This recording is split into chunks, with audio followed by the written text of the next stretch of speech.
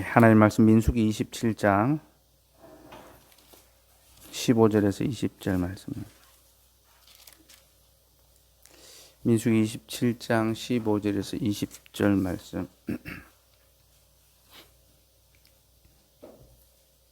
같이 읽읍시다. 15절에서 20절입니다. 시작. 모세가 여호와께 여짜와 이르되 여호와 모든 육체의 생명의 하나님이시여 원하건대 한 사람을 이 회중 위에 세워서 그로 그들 앞에 출입하게 그들을 인도하여 출입하게 하사 여호와의 회중이 목자 없는 양과 같이 되지 않게 하옵소서. 여호와께서 모세에게 이르되 눈의 아들 여호수아는 그 안에 영이 머무는 자니 너는 데려다가 그에게 안수하고 그를 제사장 엘라살과 온 회중 앞에 세우고 그들의 목전에서 그에게 위탁하여 내 종기를 그에게 돌려 이스라엘 자손의 온 회중을 그에게 복종하게 하라. 아멘. 제가 어제 백신을 맞았습니다. 자녀 백신 신청을 했는데 알림이 떠도 제가 들어가기 전에 다른 사람이 먼저 들어가서 제가 맞을 기회가 없었는데 하나님의 은혜로 제가 주일에 2부 때 이제 그 설교를 했었어요. 설교 때 38년 된 병자가 물이 동하고 난 다음에 자기가 먼저 들어가기 전에 다른 사람이 먼저 들어가서 고침을 받지 못한다 했는데 백신이 그와 같다. 내가 아무리 알림을 봐도 나보다 먼저 신청하는 사람이 있어서 내가 맞을 수가 없었는데 그 얘기를 하고 화요일에 병원에서 연락이 온 겁니다. 자녀 백신이 있으니까 맞을 생각이 있냐. 전화를 받고 너무 기뻤습니다. 빨리 맞아야 되겠다. 당장 가서 맞겠다 하고 요 앞에 병원에 가서 이제 맞았거든요. 그날 컨디션이 썩 좋지는 않았는데 빨리 백신을 맞아야 또 사회 가는데 도움이 되고 여러분들에게도 유익하겠다 싶어서 맞고 와서 오늘 아침부터 계속 몸살 중에 있습니다. 그 맞아봐야 뭐 얼마나 아프겠나 생각했는데 제가 생각했던 이상으로 아프더라고. 그래서 오늘 하루 이제 왜 근로자들 이 백신 휴가라고 그런 게 있죠, 그죠? 그 하루 신청하고 싶을 만큼 하루 종일 아무것도 못 하고 너무 아프고 힘들고 막 어렵더라고. 수요기들 어떻게 하나 막 이제 고민하고 있었는데 우리 최일웅 강사님 저한테 연락을 해가지고. 목사님 제가 이제 컨디션이 너무 안 좋으니까 최 강사님한테 좀 부탁을 좀 드릴까 생각을 했는데 최 강사님 저한테 연락이 와가지고 목사님 어제 제가 백신을 맞았는데 지금 너무 몸살이 심해서 오늘 도저히 포항에 못 가고 중계로 이제 참여하겠다면서 아마 화면으로 보고 있을 겁니다. 제가 부럽다고 했는데 어쨌든 오늘 그래도 말씀을 들고 여러분들과 함께 유익을 나누려고 합니다. 제가 기력이 세잔해서 이제 힘있게 못하더라도 여러분 이해해 주시고 또 잘 들어주시면 좋겠습니다. 지난 주일에 그리스도께서 우리의 목자시다라는 그 말씀을 우리가 함께 들었습니다. 그리스도께서는 이스라엘의 그 목자, 구약부터 약속되었던 바로 그 목자시며 또 그리스도께서는 양들을 이끌어 아버지 집으로 인도해 내리십니다. 출입하게 하시죠. 그래서 주의 집에서 생명을 얻고 말씀의 꼴을 얻고 기쁨을 누리게 해 주십니다. 예수님께서 바로 그 목자시고 주님은 자신이 그 목자인 것을 요한복음 5장에서 양문 곁에 베데스다 못에 누워있던 38년 된 병자를 고치심을 통하여 증명해 주셨습니다. 양문 곁 성전의 그 양문 곁에 베데스다라는 자비의 못이라는 그 못이 있었는데 거기 많은 병자들이 있었잖아요. 많은 병자들이 있었던 것은 그 못에 천사가 한번 물을 움직이게 하면 가장 먼저 들어가는 사람이 고침을 받기 때문입니다. 그래서 많은 병자들이 거기 누워 있었는데 병을 고친다고 해서 자비의 못이다라는 이름을 붙였는데 실제로 그것은 자비의 못이 아니다라고 했습니다. 왜냐하면 한 사람만이 치열한 경쟁을 뚫고 승리한 한 사람만이 고침을 받고 나머지 모든 병자들은 패배자가 될 수밖에 없는 지금 우리가 살아가고 있는 이 경쟁의 사회 모두를 패배자로 만들어버리는 이 경쟁의 구조를 이제 보여준다라고 했죠. 그리고 더 큰 비참은 그 성전 앞에 두고 들어가지 못하고 병자들이 머물러 있었다라는 겁니다. 정말로 은혜의 집, 정말로 베데스다는 성전이지 않습니까? 하나님께서 왜 이스라엘에게 성전을 주셨습니까? 하나님께서 자기 백성과 함께 하신다라는 것을 보여주는 증거물로 성전을 주신 겁니다. 성전은 하나님이 그 백성과 더불어 함께 계신다라는 걸 보여주는 증거물입니다. 그래서 그 성전에서 어떤 일이 벌어집니까? 죄사함이 일어나죠. 죄인들의 죄를 용서해 줍니다. 그리고 거기서는 병자들이 고침을 받습니다. 이스라엘 병자들은 고침을 먹고 꼭 대제사장에게 가서 보이고 나음을 얻었다라는 이 증언을 받아야 합니다. 그리고 그 집에서는 가난한 자들이 보호를 받고 위로를 얻습니다. 연약한 자들을 살펴주고 그 모든 은혜가 일어나는 집이 성전인데 베데스다를 문 앞에 두고 병자들은 들어가지 못하고 하염없이 자신의 신세를 처량하게 한탄하며 문 밖에 있어야 됐던 겁니다. 이 병자들이 그렇게 성전 앞에 있어야 된다는 것은 성전의 직분자들이 목자의 사역을 제대로 감당하지 않았기 때문이죠.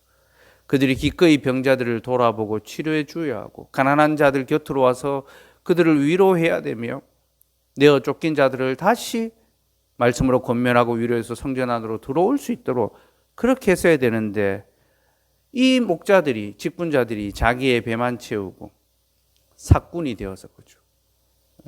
자기만을 위할 줄 알았지 양들을 위하여 살지 않았던 거죠. 양들을 돌아보라고 하나님께서 직무를 맡기시니까 이들이 양들을 돌아보는 것이 아니라 양들을 잡아먹고 있었던 거죠. 그래서 주님이 어떻게 하십니까? 병자를 고치시고 죄인들을 용서하시고 가난한 자들의 이웃이 되시고 고아와 가부들의 아버지가 되시고 남편이 되어주셨지 않습니까? 이는 곧 이스라엘 백성들이 목자 없는 양같이 버려지지 않게 하시기 위함입니다. 내가 그 목자며 내가 너희들을 위로하고 돌아보고 회복시키며 고치노라. 그래서 38년 된 병자를 고치신 다음에 너는 자리를 들고 일어나 걸어가라 하셨지 않습니까? 병고침이 중요한 것이 아니라 그가 가야 할 곳이 있었고 그 가야 할 곳이 어디입니까? 하나님의 집이었죠. 그는 성전 안으로 들어가지 못하고 있었는데 이제는 성전 안으로 들어가는 자가 되었고 그날은 안식일이었습니다. 하나님을 예배하는 날이었죠. 그는 성전 안으로 들어가서 하나님을 찬미하며 하나님의 백성답게 살아갈 수 있게 된 것입니다. 이것이 온전한 회복이죠. 그저 몸의 회복만이 아니라 영혼의 회복까지 이루어져야 완전한 회복이라 할 수 있죠. 예수님께서는 이 병자의 몸을 고치시고 그를 성전 안으로 이끌어 들이심으로 그의 영혼도 고쳐 주셨습니다. 여러분, 예수 그리스도께서 바로 이와 같이 우리에게도 은혜를 베풀어 주셨습니다. 예수님과 아무런 상관없이 교회와 아무 상관없이 살아가던 우리를 복음의 말씀을 들려주시고 그럼 우리 중에는 모태신앙도 있을 것이고 또 친구의 전도를 받아서 신앙생활을 하게 된 분도 있을 것입니다. 상황이 또 방법이 어떠하든지 간에 사실 우리는 다 이 복음 또 교회와 상관없이 살아가던 자들입니다. 또 우리는 늘 예배당을 떠나려고 하고 벗어나려고 하던 그런 사람들입니다. 그런데 주께서 복음의 말씀으로 우리를 초청해 주시고 또 주께서 세우신 목자들을 통하여 교사들을 통하여 우리를 붙잡아 주고 사랑을 베풀어 주고 그렇게 우리를 끝까지 목자 되신 주님이 우리를 붙들어 주셨기 때문에 우리가 이 예배당 안에 출입할 수 있는 자가 된 거죠. 그래서 주일에 함께 모여 하나님을 찬양하며 성도의 교제를 나눌 수 있는 그런 복을 누리게 된 겁니다. 여러분, 우리는 매주일 38년 된 병자가 고침을 받았던 그 기적을 체험하고 살아가고 있습니다. 하나님을 예배할 수 있는 것, 그리고 하나님의 백성들과 교제할 수 있는 것, 이것을 결코 작은 것으로 여기지 마십시오. 우리가 살아가면서 받을 수 있는 복 중에 가장 큰 복이 주의 날에 주의 집에서 주님을 예배할 수 있는 것과 주의 백성들과 함께 교제하며 서로의 약함을 돌아보고 서로의 가난함을 책임지고 서로의 아픔을 위하여 기도해주고 병 낫기를 서로 힘써주는 것. 이것이 목자 되신 주님이 우리에게 주시는 가장 큰 은혜의 복입니다. 우리는 이 모든 것을 목자 되신 그리스도를 통하여 받아 누리고 또 경험하게 됩니다. 그러므로 여러분, 우리는 그 목자 되신 주님을 바라야 됩니다. 그 목자가 우리에게 항상 있기를 소원하며 기도해야 되는 거죠. 주님, 나를 주의 집으로 출입할 수 있게 해주십시오.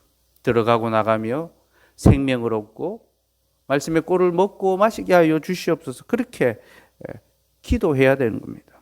그래서 우리는 주여 우리에게 목자를 주시옵소서 그렇게 간구해야 합니다. 그럼 여러분, 우리에게 목자를 달라고 기도하는 이 기도가 어떤 기도를 가리킬까요? 무슨 의미를 가리킬까요? 예수님을 다시 우리에게로 보내달라는 그런 기도일까요? 그렇지 않습니다. 예수님께서는 이 땅에서 목자로서의 사역을 다 수행하셨고 이제 하늘로 승천하셨습니다. 땅에서 주님이 하실 일은 다 하셨기 때문에 이제 하늘, 자신이 계시던 곳으로 돌아가셨습니다.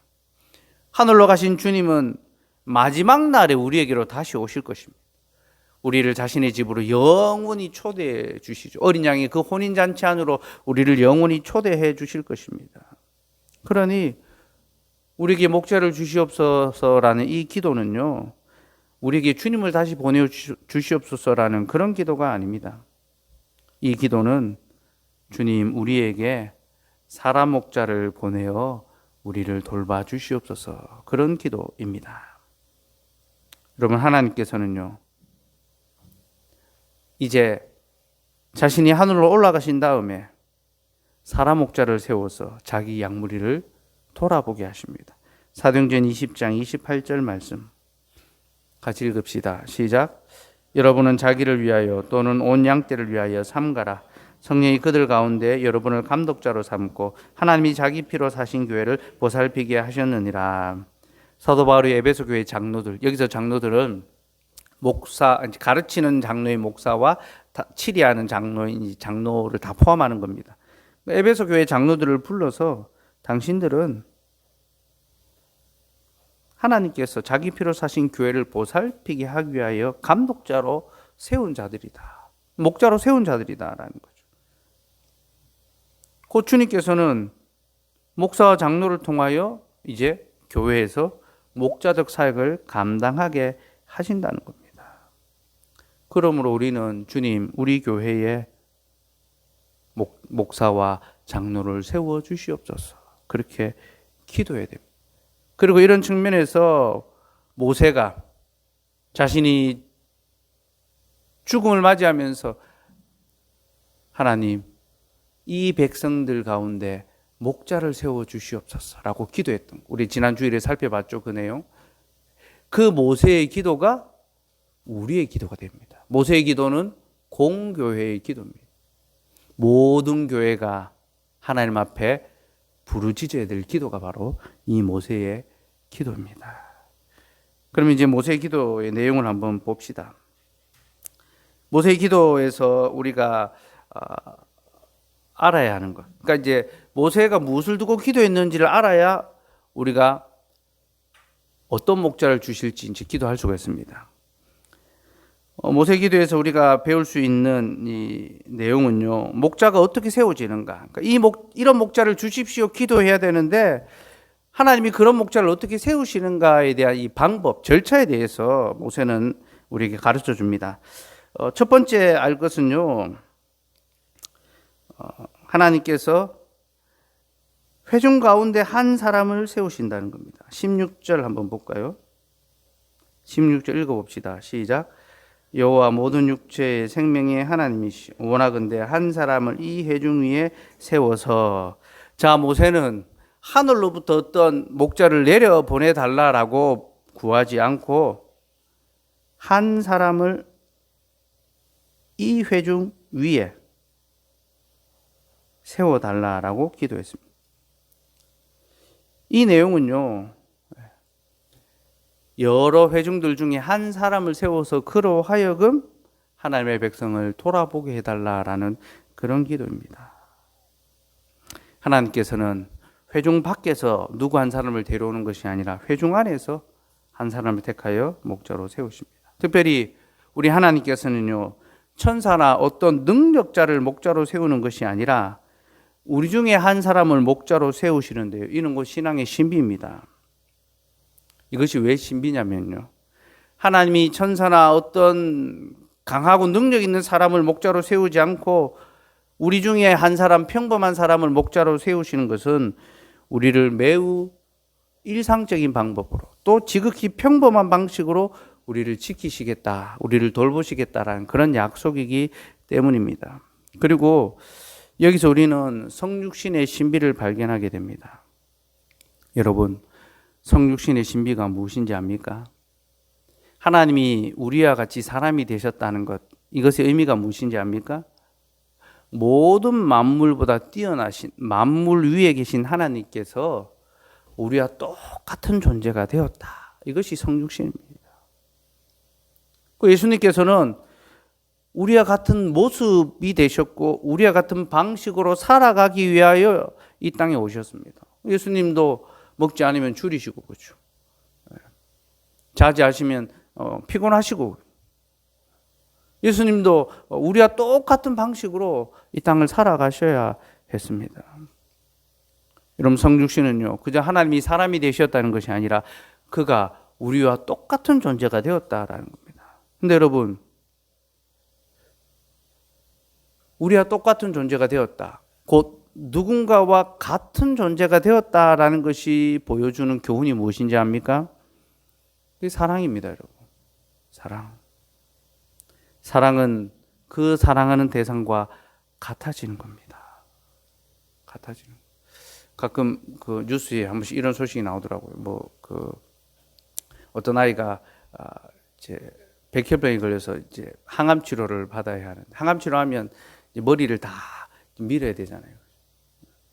머리를 다 밀고 하니까 너무 자기 자신이 이제 좀 초라하고 비참하게 느껴졌던 것 같아요. 그래서 밥도 안 먹고 말도 안 하고 마음의 문도 안 열고 막 그랬답니다.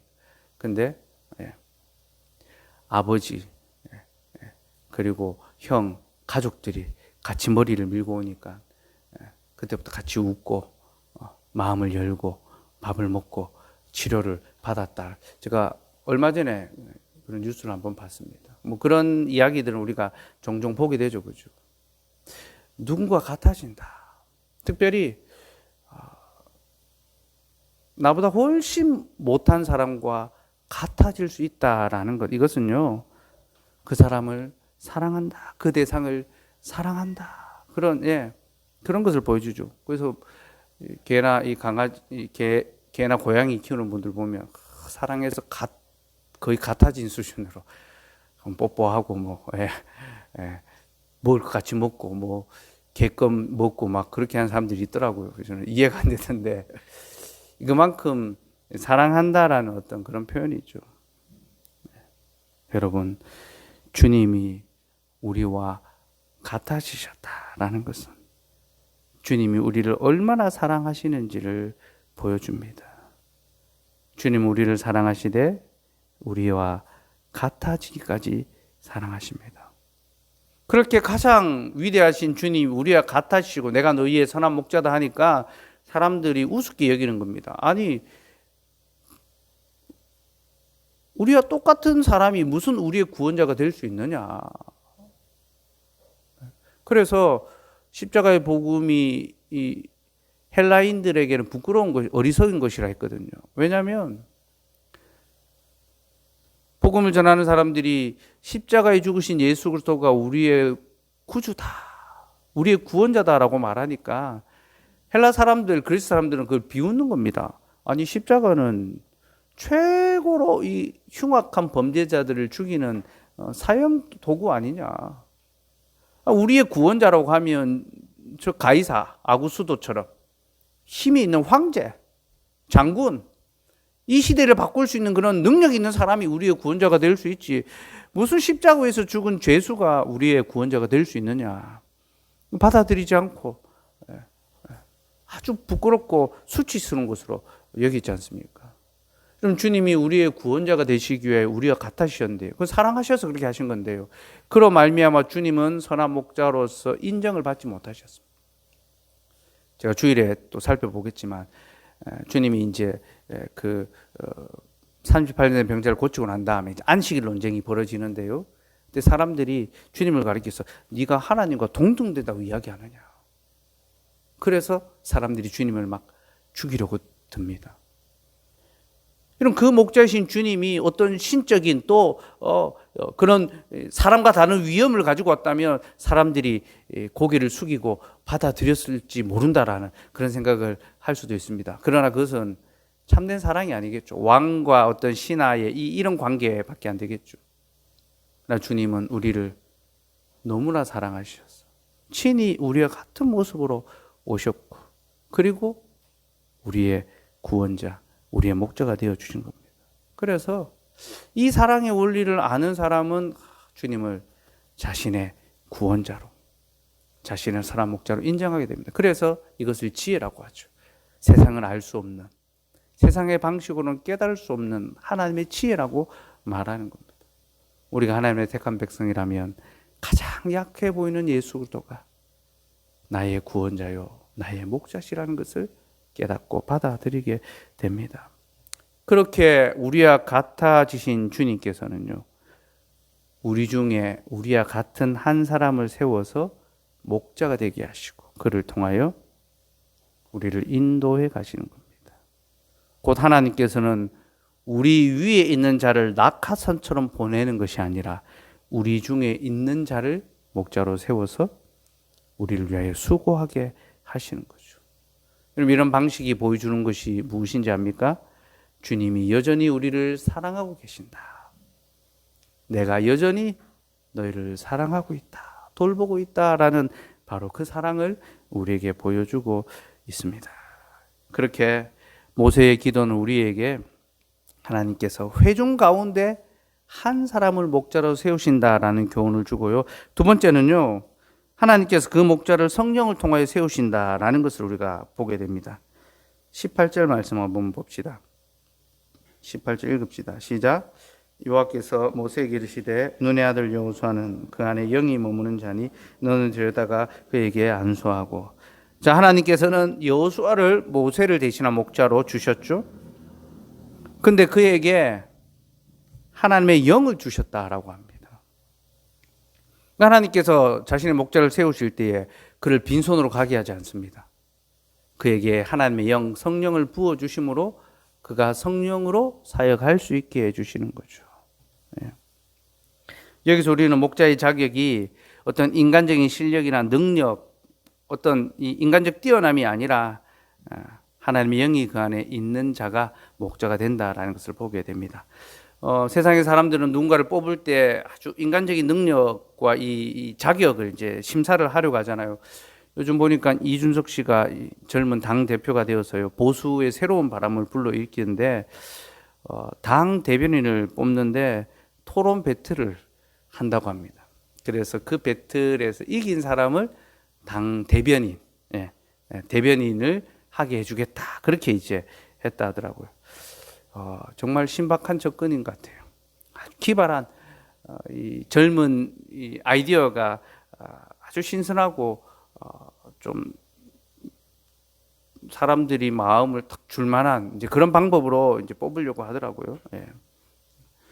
세상에서 어떤 사람을 뽑는다라고 할 때에 그런 방식으로 그 사람의 어떤 이 인간적인 자격이나 실력을 이제 보고 뽑으려고 합니다.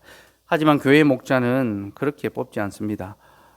목사가 되려면 무슨 설교 배틀 해가지고 누가 더 설교 잘하는가 그렇게 해서 뽑거나 어떤 이 실력, 학위, 시험 성적 이런 것을 보거나 또 어떤 인간적인 능력, 얼마나 목회하면서 교회를 성장시키고 부흥시켰는가 이런 것들을 보고 뽑는 것이 아닙니다. 그 안에 성령의 거하심이 있는가, 성령의 능력이 있는가, 그걸 보고 세운다라는 겁니다. 그러면 그 사람 안에 성령의 능력이 있는지 없는지를 우리가 무엇을 통하여 압니까? 성령의 지혜를 통하여 알게 됩니다. 여러분, 성령이 그 속에 있는 사람은 지혜가 있습니다. 말씀에 지혜가 있습니다. 그래서 그가 전하는 말에는 하나님의 권위가 있습니다. 저 사람이 말을 잘해서 내가 들어야지. 여러분, 뭐 강연 같은 거 잘하는 사람들 보면 말을 너무 잘해서 수긍하게 되고 듣게 되고 그런 경우들 있잖아요. 그죠? 성령의 지혜가 있는 사람은 그런 어떤 학문적인, 논리적인, 수사학적인 그런 말이 아닙니다. 저 사람의 말에 하나님의 권위가 있구나. 말씀의 능력이 있구나. 그걸 이제 깨닫게 되는 거죠. 그리고 그 사람은 경건의 열매가 있습니다. 그래서 사람들로부터 칭찬을 받게 됩니다. 교회 직분자를 뽑을 때에 성령의 지혜가 충만하여서 칭찬받는 사람, 그런 사람들을 세우지 않습니까? 그렇죠? 그래서 그 사람 안에 성령의 능력이 있어서 말씀을 잘 가르칠 수 있는 은사가 있는 사람은 목사로서 세움을 받고, 또 아주 경건의 열매가 풍성하고 잘 다스리고 교훈할 수 있는 사람은 장로로서 세움을 받는 겁니다. 하나님께서는 그런 방식을 통하여 자신의 교회에 목자들을 보내십니다. 교회는 누가 그런 성령의 능력과 지혜와 이 경건의 열매가 있는지를 보고 그 사람들을 이제 세우는 겁니다. 투표를 통해서 세우죠, 그죠? 그래서 투표는 민주주의 그런 방식이 아닙니다. 제가 늘 이제 교회 투표를 민주주의로 혼동하면 안 된다라는데, 민주주의는 많이 득표한 사람이 다득표자가 되는 거죠. 근데 교회의 직분자를 뽑는 선거는요, 하나님께서 세우신 직분자를 교회가 받는 것이기 때문에 일정한 수준의 이 존경과 인정을 받아야지만 세워질 수 있습니다. 그래서 3분의 2가 나와야지만 세울 수 있는 겁니다. 목사도 3분의 2, 장로도 3분의 2의 찬성이 표가 나와야지만 세울 수 있습니다. 이 사람은 하나님께서 우리에게 주신 목자입니다 라고 온 회중이 같은 마음을 갖게 되는 거죠. 그렇게 직분자를 택하고 나면요, 그 다음에는 안수하고 위임합니다. 하나님 앞에서 안수함으로써 공적으로 이 사람을 직분자로 세우고, 회중을 그의 앞에 인도함으로 회중을 맡기는 겁니다. 이 양무리를 맡아 주시옵소서, 위임을 하는 겁니다. 그게 18절 19절인데요 18절 하반절에 보면 너는 데려다가 그에게 안수하고, 19절 그를 제사장 엘르아살과 온 회중 앞에 세우고 그들의 목전에서 그에게 위탁하여.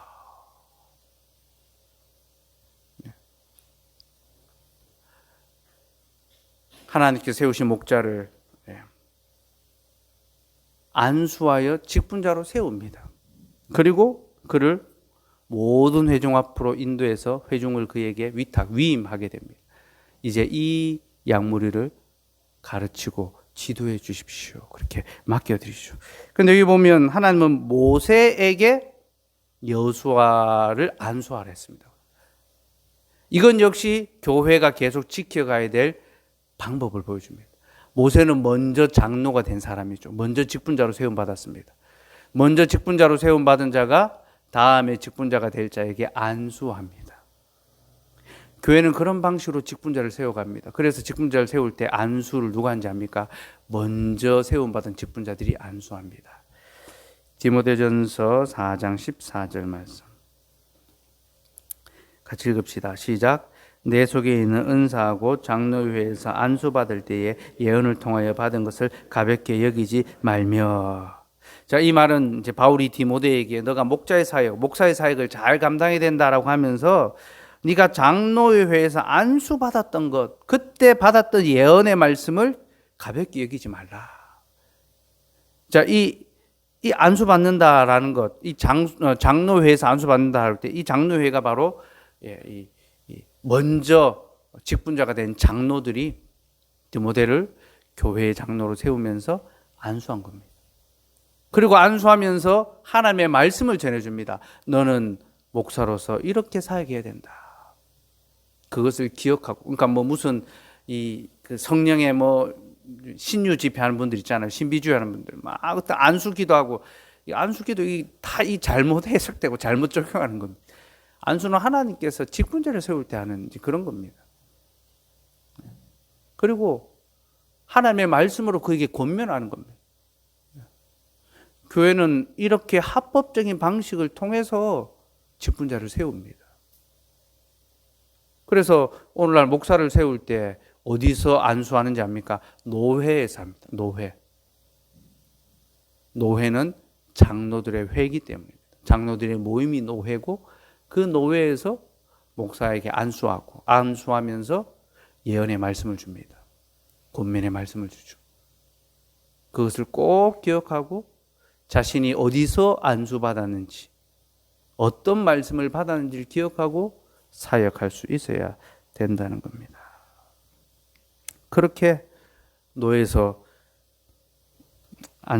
장로회에서 안수를 받고 난 다음에 이제 그가 그 교회 목사와 또 이제 장로로 시무를 할 때 교회 앞에서 위임을 통해서 그 직무를 하게 되는 거죠. 이제 이 약물이는 하나님께서 당신에게 맡기신 약물입니다. 목자대 사역을 잘 감당해 달라고 그렇게 위임합니다. 이렇게 절차를 따라 합법적으로 교회의 목사가 되고 직분자가 되면요, 그 다음에는 온 회중이 그에게 복종해야 합니다. 20절 말씀 같이 읽읍시다. 시작. 내 종기를 그에게 돌려 이스라엘 자손의 온 회중을 그에게 복종하게 하라. 하나님께서는 자신의 교회에 인간 목자를 보내십니다. 회중 밖에 있는, 회중 위에 있는 어떤 사람이 아니라 회중 안에 있던 한 사람을 세워서 목자가 되게 하시며 직분자가 되게 하십니다. 그리고 그는 하나님께서 정하신 방법과 절차를 따라 직분자로 세움을 받고 위임을 받게 됩니다. 안수를 받고 위임을 받습니다. 그렇게 합법적인 절차와 순서를 따라 직분자가 되면 회중은 그의 가르침과 지도에 복종하고 순종해야 합니다. 왜냐하면 이를 통하여 하나님께서 베푸시는 목자의 돌봄과 사랑을 받을 수 있기 때문입니다. 선한 목자 되신 주님께서 이러한 방식을 통해서 계속해서 자신의 교회에 목자를 지금도 보내고 계시기 때문에 그렇게 해야 됩니다. 제가 전에도 말씀드렸지만 제가 이 교회에 전임 목사로 사역하고 있는데, 제가 전임 목사로 사역할 수 있게 된 것이 무엇입니까? 여러분들이 저를 목사로 청지해 주었기 때문이죠. 설명하고 약속하고, 그래서 전임 목사가 되었고요. 그러나 아직 저는 위임 목사는 아닙니다. 이 교회에 아직 당회가 없기 때문에 장로들이 세워져야 되고, 그리고 장로들을 통하여 위임의 또 과정들을 거쳐야 합니다. 그래서 우리는 하나님 앞에 기도해야 되는 거죠. 하나님, 주께서 세우신 좋은 장로들을 주셔서 주님의 교회에 목자의 돌봄이 풍성하게 잘, 빈틈없이 잘 미치게 하여 주시옵소서. 저 혼자 돌아보고 저 혼자 사역하는 것이 얼마나 한계가 많습니까? 얼마나 부족함이 많겠습니까?